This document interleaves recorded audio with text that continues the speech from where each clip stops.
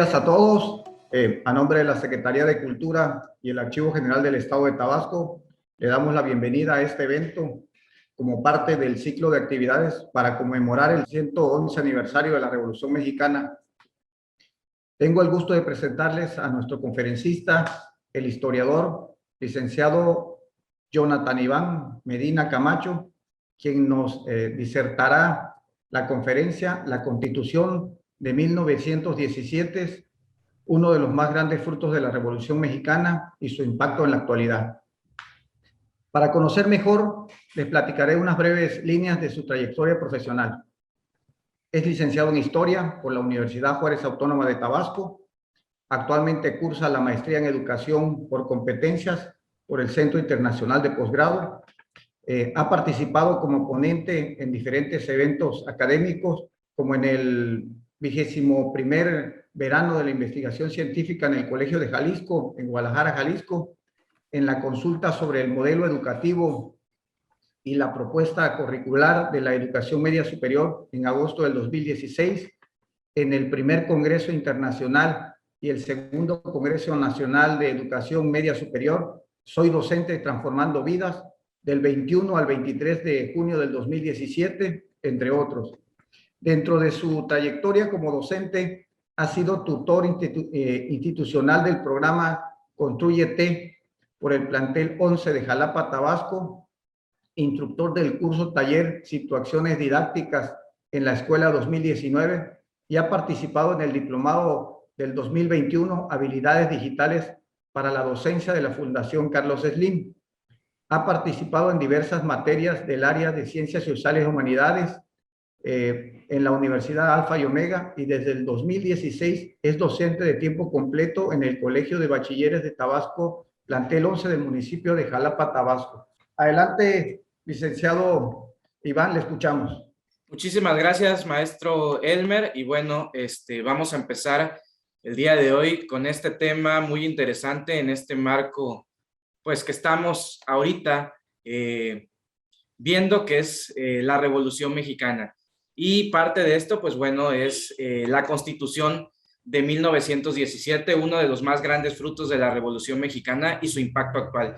Y bueno, como el título lo dice, uno de los más grandes frutos de la Revolución Mexicana, porque eso es una Constitución que hasta el día de hoy se mantiene vigente con sus 136 artículos y que es la Constitución más antigua de América Latina, la que sigue vigente más antigua, desde 1917. Esta Constitución promulgada por Carranza y por el Congreso inspiró a otras constituciones, como la Constitución de Alemania, sobre todo porque es la primera constitución en que abarca los derechos laborales que, pues bueno, no se tomaban en cuenta cuestiones como el horario laboral o la cuestión de sindicatos que se podían formar.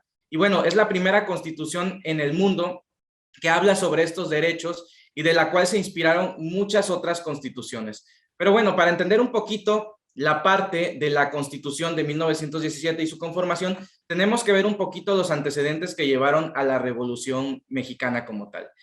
Vamos a denominar esto como el camino a la conformación de la Constitución de 1917.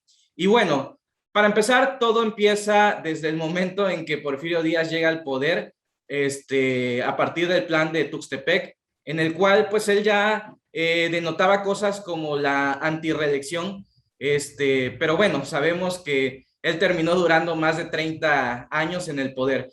Esto trajo que en el año de 1902, pues bueno, los hermanos Flores Magón crearan un periódico en el cual pues acusaran un poquito el sistema de gobierno de Porfirio Díaz.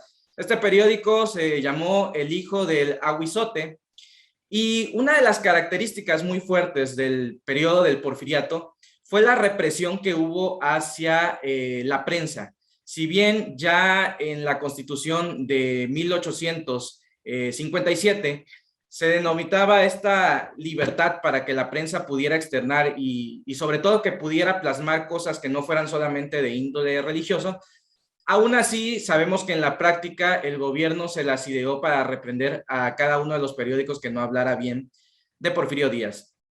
Pues estas represiones tuvieron más fuerza, sobre todo con cuestiones laborales que se desarrollaron en el año de 1906, principalmente con dos huelgas laborales muy fuertes, la huelga de Cananea y la huelga de Río Blanco en Veracruz de una empresa textil. ¿Por qué se lleva a cabo esta huelga? Bueno, porque las condiciones laborales que buscaban en ese entonces las empresas extranjeras, principalmente de Estados Unidos, hacia sus trabajadores en el ámbito textil, buscaban que laboraran cerca de 14 horas al día, cosa que pues, causó inconformidad entre la clase obrera. Y una de las características muy fuertes precisamente del porfiriato fue eso, el crecimiento económico que se dio. Podemos ver parte de la infraestructura que tuvo la Ciudad de México como Bellas Artes, que es un claro tinte de la arquitectura francesa. Entonces, prácticamente toda la inversión extranjera que vino de Estados Unidos, Francia, España y otros países de Europa se manifestó muy fuertemente. Pero esos privilegios solamente sirvieron para una minoría de la población y no para la gran mayoría de la población, que era clase obrera. Esto trajo consigo esos levantamientos armados. Todo continuó así hasta que en el año de 1910 se llevaron a cabo elecciones y volvió a ganar Porfirio Díaz la presidencia. Ya desde ese entonces empezaba a haber movimientos en contra de Porfirio Díaz. Uno de los personajes más fuertes fue Francisco I. Madero, que al manifestarse en contra de la reelección de Porfirio Díaz fue encarcelado y en la cárcel creó el Plan de San Luis. Entonces, para el año de 1911, que se llevaron a cabo, pues bueno, ya derrotado completamente Porfirio Díaz con el Plan de San Luis y el levantamiento de armas de Madero, termina huyendo del país hacia Francia, saliendo por el puerto de Veracruz. Para ese año de 1911 se llevaron a cabo elecciones extraordinarias en las que Francisco I. Madero tomaría el poder. Sin embargo, un golpe de Estado orquestado por Huerta, por Victoriano Huerta, y en complicidad con la Embajada de Estados Unidos llevó al asesinato de Francisco I. Madero y de Pino Suárez, que era su vicepresidente, en el año de 1913. Este pasaje de la historia se conoce como la Decena Trágica. Y bueno, una vez de que muere asesinado Francisco I. Madero, empieza un levantamiento, una etapa diferente de la Revolución Mexicana, que empieza con el gobernador de Coahuila, Venustiano Carranza, que es nuestro personaje principal para entender un poquito esta parte de la consolidación de la Constitución mexicana. Venustiano Carranza crea el ejército constituyente para levantarse en contra de Victoriano Huerta y fue apoyado por algunos otros grupos militares como los grupos de Francisco Villa, su jefe militar Álvaro Obregón y Emiliano Zapata. Todos apuntaban a derrocar el gobierno usurpador de Victoriano Huerta. Cabe recalcar que a pesar de que fue apoyado por la Embajada de los Estados Unidos, el presidente Wilson de los Estados Unidos no reconocía en sí ni el gobierno de Victoriano Huerta, ni posteriormente reconocería el gobierno de Venustiano Carranza. El presidente Wilson de los Estados Unidos ocuparía el puerto de Veracruz en el año de 1914 y esto haría imposible que Victoriano Huerta tuviera suministros de armamento. Por lo tal, se vio emboscado por el ejército constitucional y terminó huyendo, tomando entonces la presidencia Venustiano Carranza. Venustiano Carranza, ya una vez de que tomó de manera provisional la presidencia del país, empezó a tener ciertos conflictos con grupos villistas y con grupos zapatistas. Pancho Villa tenía en mente entrar a la capital del país para 1914, sin embargo, Venustiano Carranza no dio los suministros de carbón para que pudiera entrar a la capital. Esto generó ciertos conflictos. Ahora, por otro lado, se llevó a cabo un congreso, el Congreso de Aguascalientes, en el cual tanto grupos villistas como grupos zapatistas convocaban a Venustiano Carranza para pues arreglar sus diferencias, ¿no? En mira a que él era nombrado el presidente de manera provisional, cosa que Venustiano Carranza se negó a asistir directamente a este congreso.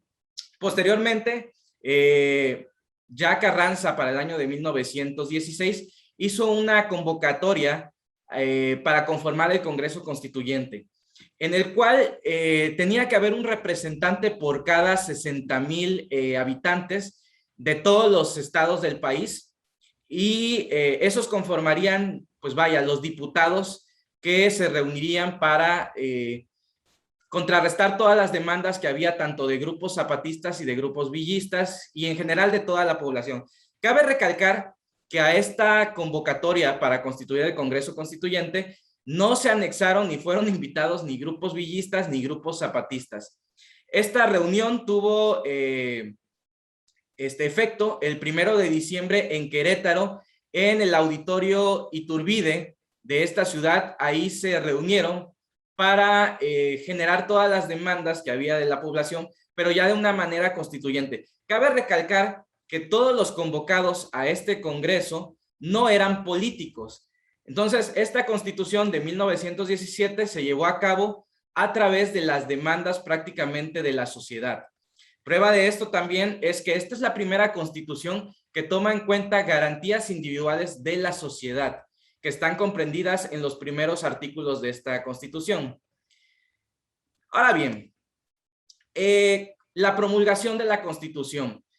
Como tal, después de varios meses, 2 meses, en los que se llevaron a cabo discusiones como tal, en las que se llevaban a acuerdo ciertos artículos, otros artículos, se logró consolidar la Constitución de 1917 el 5 de febrero, ya conocida como la Constitución Política de los Estados Unidos Mexicanos, y vendría a suplir la Constitución de 1857. Cabe recalcar que esta Constitución tomó ciertos aspectos tanto de la Constitución de Apaxingán de 1824, la Constitución de 1814, la Constitución de 1824 y de la Constitución de 1857. Esta Constitución como tal permitía de nueva cuenta la división de poderes tanto de la Cámara de Diputados, de senadores, y se le daba más poder precisamente a la parte judicial, al poder judicial. Cabe recalcar que desde la Constitución de 1857 el Senado fue suprimido y se ratificó muchos años después, hasta 1875. También se decretó la no reelección electoral y se suprimió el puesto de vicepresidente de la República, siendo el último vicepresidente José María Pino Suárez, un célebre personaje tabasqueño. Y como tal, los periodos de elección o del presidente serían establecidos solamente por 4 años, sin opción a una reelección directa, como sí había anteriormente. Y bueno, ya a partir del 5 de febrero de 1917, y más en concreto, entrando en vigor esta Constitución a partir del 1 de mayo de 1918, entraría en vigor esta Constitución. ¿Y cómo estarían los decretos constitucionales o cómo serían las nuevas leyes modernas en comparación de la Constitución de 1857? Primero, se ratifica la libertad de culto como derecho fundamental, haciendo principal énfasis en la tolerancia. Y bien, desde la Constitución de 1857 ya se hacía una separación entre la Iglesia y las leyes como tal. Se le quitaba completamente desde el 57 todos los beneficios que tenía la Iglesia y todo pasaba a ser parte del Estado como tal. También, como parte del artículo 3º constitucional, la enseñanza en escuelas debería ser completamente laica y gratuita. Y las escuelas privadas como tal, pues tendrían completa libertad de manejarse de acuerdo a estas condiciones, ¿no? Por otro lado, en el artículo número 123, se reconoce la libertad laboral de asociación y las jornadas laborales de 8 horas, además de que se ratifica la libertad de expresión y se permitió la opinión pública sin temor a represalias, censuras o sanciones. Dentro del artículo 123 también se ratifica la libertad para hacer reuniones y manifestarse de manera sindical. Y bueno, la nueva Constitución trajo consigo muchas innovaciones, ¿no? Ya mencionábamos de lo del artículo 3º, pero bueno, desde el artículo 1 se empiezan a ver todas las garantías individuales que tiene la ciudadanía. También como tal, en el artículo 27 se hace hincapié a las demandas de los grupos zapatistas, en el cual se establecía en el artículo número 27 que tanto ríos como lagos debían de ser explotados de acuerdo a los acuerdos de la Constitución y los acuerdos de la Federación. Como tal, también el artículo 27 hacía hincapié en la repartición agraria, la repartición de tierras a los indígenas, haciendo así hincapié en las demandas de Emiliano Zapata. Y bueno, esta constitución fue tan emblemática, tan renovadora, que bueno, hasta el día de hoy se mantiene, como ya hice hincapié.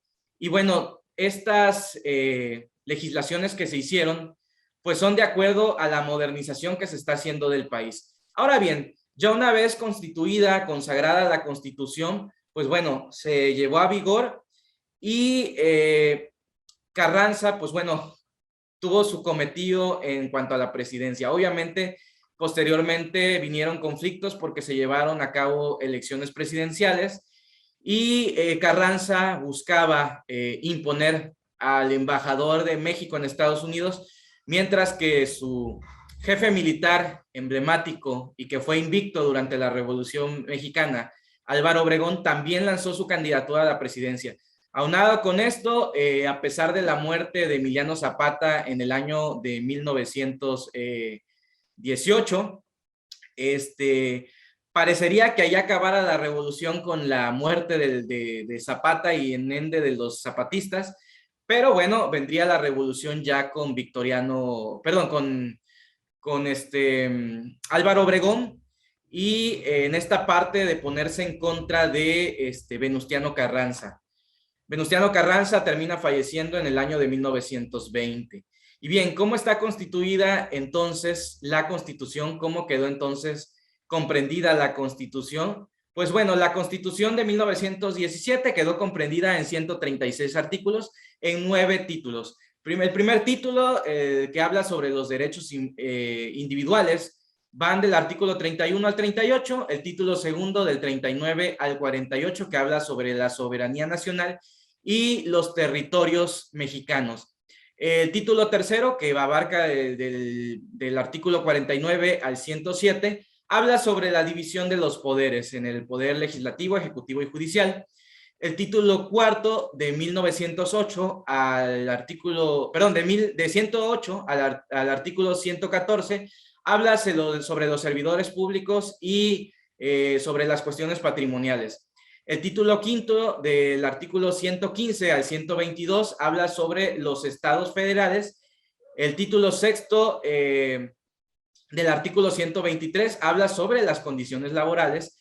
El título séptimo del 124 al 134 habla sobre las prevenciones generales de la nación.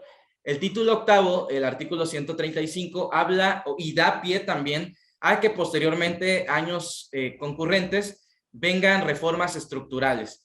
Y el título noveno, el último del 136, habla de la inviolabilidad de la Constitución. Así queda comprendida en 9 títulos y 136 artículos de la Constitución. Cabe recalcar que en el artículo número 135 da pie para que se lleven a cabo reformas estructurales que se han hecho a lo largo de la historia del país. La Constitución en la actualidad, actualmente la Constitución de los Estados Unidos mexicanos ha tenido 707 reformas desde su creación, desde el año 1917, lo cual se da, como ya lo mencioné, en el artículo 135, que da la pauta para que se lleven a cabo estas reformas. También en el año 2011, el 10 de junio, las garantías individuales que marcan los primeros artículos se tuvieron que adecuar a las condiciones de los derechos humanos internacionales, así como la gran mayoría de las constituciones tuvieron que hacer estas adecuaciones por las demandas de los derechos humanos. Actualmente, la Constitución comprende un territorio de 31 estados libres y la Ciudad de México, que hace unos años, en el año 2016, se ratificó al Distrito Federal y se elevó en el cargo, ya no como Distrito Federal, sino al cargo de ciudad autónoma, y se le otorgó una constitución política. Así creció y tuvo más bien una denominación parecida a las entidades federativas y se convirtió en una entidad más, la entidad número 32. Y bueno, así es como se conformó la Constitución de 1917, una constitución emblemática a nivel mundial. Como ya les dije al principio de esta breve explicación, dio pie principalmente a la Constitución alemana y dio pie también a que las cuestiones laborales se establecieran particularmente en toda Latinoamérica de la misma manera que estaba comprendida esta Constitución. Y en el artículo número 135 ya vimos que a partir del año 2012 hasta el año 2018 se llevaron a cabo 11 reformas estructurales durante el periodo de gobierno de Enrique Peña Nieto, en la que comprende pues, la reforma energética, la reforma de competencia económica, la reforma educativa, entre algunas otras. Y bueno, pues así conformamos la Constitución de los Estados Unidos Mexicanos de 1917 y que hasta el día de hoy se mantiene en vigor con algunas reformas, ¿no? El apartado de la Constitución como tal de 1917, pues era un apartado de pocas letras y hoy, con todas las reformas que se han hecho, se ha triplicado el grosor de esa Constitución. Pero en los primeros artículos sigue siendo la misma, sigue constituyéndose de la misma manera que desde 1917 Venustiano Carranza con el Congreso Constituyente lograron comprender esta Constitución. Muchísimas gracias. Sí, no por nada la Constitución de 1917 está considerada para ser patrimonio documental a nivel mundial por parte de la UNESCO debido a su gran importancia e influencia para otros países del mundo. Agradecemos la intervención del licenciado Jonathan Iván Medina Camacho. Muchas gracias a todos y excelente día. Excelente día a todos. Muchísimas gracias. Gracias, hasta luego.